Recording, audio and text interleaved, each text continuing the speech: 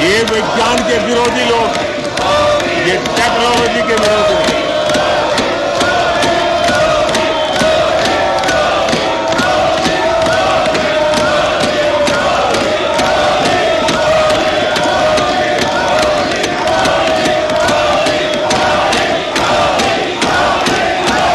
आदरणीय सभापति जी, ये विज्ञान के विरोधी है, ये टेक्नोलॉजी के विरोधी है।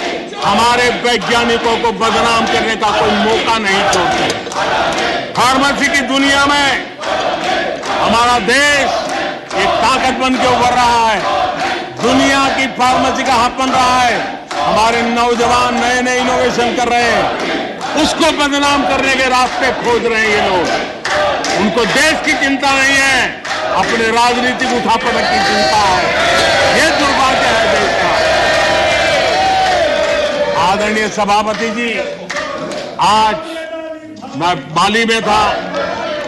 G20 देश के समूह डिजिटल इंडिया इसको समझने के लिए लालायित रहते थे। सक्सेस को पूरी दुनिया ने प्रभावित किया है। डिजिटल लेन देन में आज हिंदुस्तान दुनिया का लीडर बना हुआ है।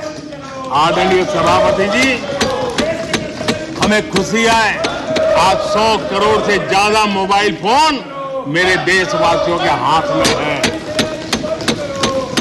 आदरणीय सभापति जी, एक समय था हम मोबाइल इंपोर्ट करते थे।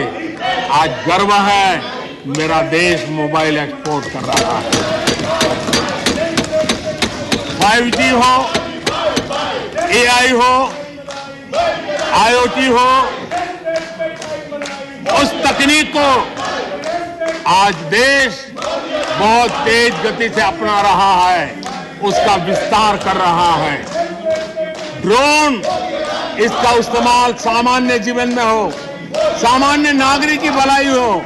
हमने पॉलिसी में वो बदलाव किया और दवाइयां दूर सुदूर इलाकों में ड्रोन से पहुंचाने का काम आज मेरे देश में हो रहा है। साइंस और टेक्नोलॉजी के महत्व को आज खेत में मेरा किसान ड्रोन की ट्रेनिंग लेकर के खेती में ड्रोन का क्या उपयोग हो, आज मेरे गांव में दिखाई दे रहा है। जियो स्पेशल सेक्टर में हमने दरवाजे खोल दिए। ड्रोन के लिए एक पूरा नया विकास का विस्तार करने का अवसर हमने कर दिया। आज देश में यूएन जैसे लोग चर्चा करते हैं कि दुनिया में लोगों के पास अपने पास जमीन के घर के मालिकाना हक नहीं है। यूएन की चिंता है दुनिया। भारत ने ड्रोन की मदद से, स्वामित्व योजना से गांव में, घरों में उसका नक्शा और मालिकी हक देने का काम किया है। उसको कोर्ट कचहरी के चक्करों से और कभी घर बंद हो, कोई आकर के कब्जा कर न ले, सुरक्षा का एहसास दिया है। हमने टेक्नोलॉजी का भरपूर प्रयास कॉमन मैन के लिए करने की दिशा में सफलता पाई है। आज देश टेक्नोलॉजी के क्षेत्र में आधुनिक विकसित भारत के सपने में उसका महत्व हम समझते हैं और इसलिए ह्यूमन रिसोर्स डेवलपमेंट, इनोवेशन, इसका महत्व बहुत है। और इसलिए दुनिया की एकमात्र फॉरेंसिक साइंस यूनिवर्सिटी हमारे देश में है। हमने गति शक्ति यूनिवर्सिटी बना करके इंफ्रास्ट्रक्चर की दुनिया में एक नई पहल की है। हमने एनर्जी यूनिवर्सिटी बना करके आज देश रिन्यूएबल एनर्जी के क्षेत्र में एक नया जंप लगाए। अभी से हमारे नौजवान तैयार हो, उस दिशा में हम कर रहे हैं। हमारे देश में टेक्नोक्रेट की तरफ, इंजीनियर्स की तरफ, साइंस की तरफ नफरत करने में कांग्रेस ने अपने शासनकाल में कोई कमी नहीं रखी है और साइंस और टेक्नोलॉजी को सम्मान देने में हमारे कार्यकाल में कोई कमी नहीं रखी है। ये हमारा रास्ता है।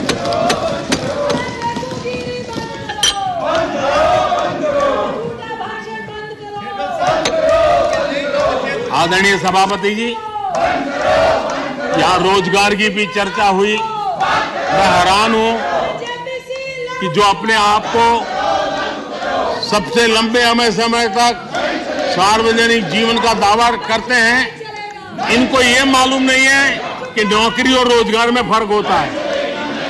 जिनको नौकरी और रोजगार का फर्क समझ नहीं है, वो हमें उपदेश दे रहे हैं। आदरणीय सभापति जी,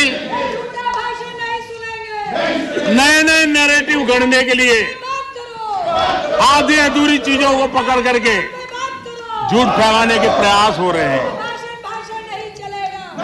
बीते 9 वर्ष में अर्थव्यवस्थाओं का जो विस्तार हुआ है, नए सेक्टर्स में रोजगार की नई संभावनाएं बनी।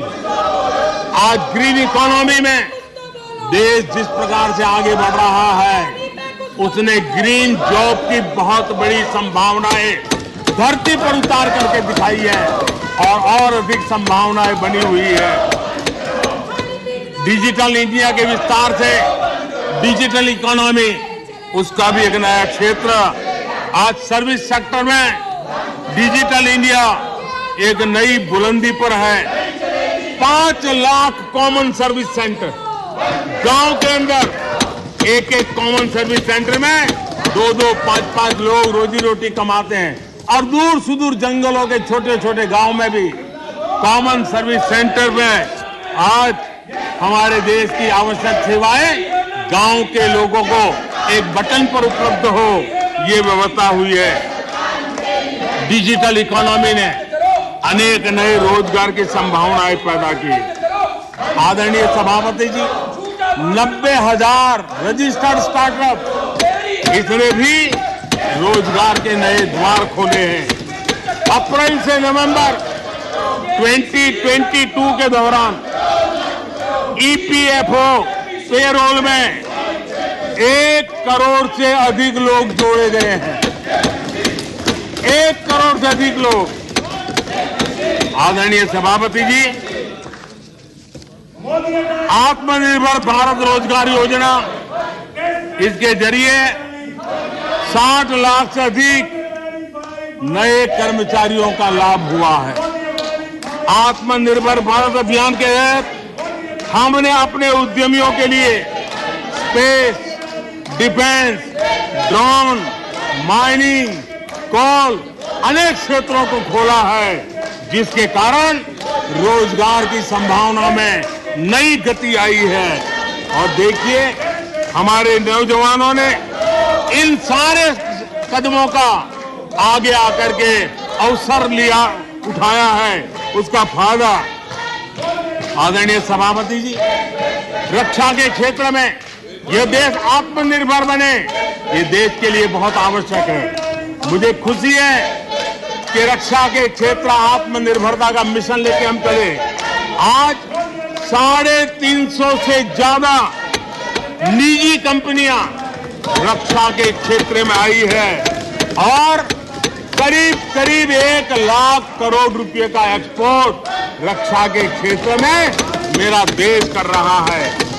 और अभूतपूर्व रोजगार इस क्षेत्र में भी पैदा हुए हैं। आदरणीय सभापति जी, रिटेल से लेकर के टूरिज्म तक हर सेक्टर का विस्तार हुआ है। खादी और ग्रामोद्योग, महात्मा गांधी के साथ जो व्यवस्था जुड़ी हुई है, खादी ग्रामोद्योग को भी डुबो दिया था। आजादी के बाद सर्वाधिक खादी ग्रामोद्योग के रिकॉर्ड तोड़ने का काम हमारे कालखंड में हुआ है। आदरणीय सभापति जी, इंफ्रास्ट्रक्चर में हो रहा रिकॉर्ड निवेश, चाहे रेल का काम होता हो, रोड का काम होता हो, पोर्ट का काम होता हो, एयरपोर्ट का काम होता हो, प्रधानमंत्री ग्राम सड़क योजनाएं बनती हो, ये सारे इंफ्रास्ट्रक्चर के काम, उसके लिए जो मटेरियल लगता है, उस इंडस्ट्री में रोजगार की संभावनाएं बढ़ी है। हर जगह निर्माण कार्य के अंदर मजदूर से लेकर मैकेनिक तक हर प्रकार के रोजगार की संभावनाएं, इंजीनियर से लेकर के श्रमिक तक हर किसी के लिए रोजगार के नए अवसर बने हैं। और उसी के कारण यूथ विरोधी नीति लेकर के चले हुए लोगों को आज यूथ नकार रहा है। और यूथ के भलाई के लिए हम जिन नीतियों को लेकर के चल रहे हैं, इसको आज देश स्वीकार कर रहा है।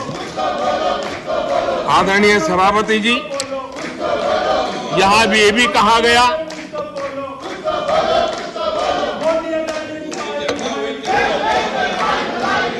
आदरणीय सभापति जी, यहां ये भी कहा गया कि सरकार की योजनाओं को उनके नामों को लेकर के आपत्ति उठाई। कुछ लोगों को ये भी परेशानी है कि नामों में कुछ संस्कृत टच है, बताइए, इसकी भी परेशानी। आदरणीय सभापति जी, मैंने किसी अखबार में पढ़ा था, मैं कोई वेरीफाई तो नहीं किया है, और रिपोर्ट कह रही थी 600 जितनी सरकारी योजनाएं सिर्फ गांधी नेहरू परिवार के नाम पे है।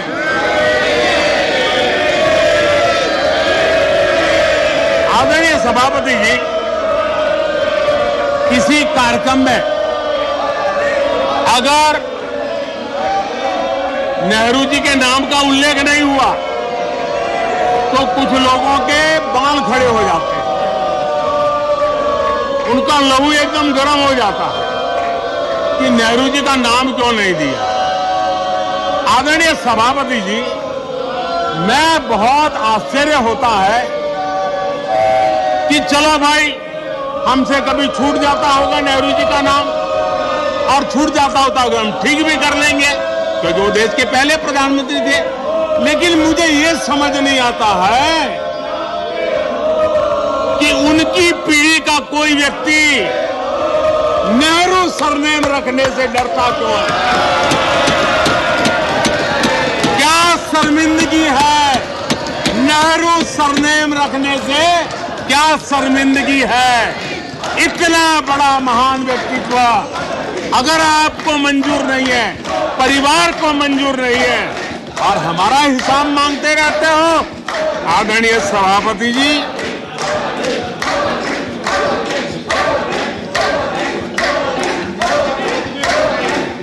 कुछ लोगों को समझना होगा, ये सदियों पुराना देश सामान्य मानवी के पसीने और पुरुषार्थ से बना हुआ देश, जन जन की पीढ़ियों की परंपरा से बना हुआ देश है। ये देश किसी परिवार की जागीर नहीं है। हमने मेजर ध्यानचंद जी का नाम पर खेल रत्न का पुरस्कार कर दिया।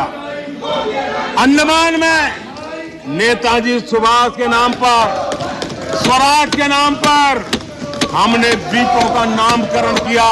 हमें गर्व हो रहा है नेताजी सुभाष बोस के योगदान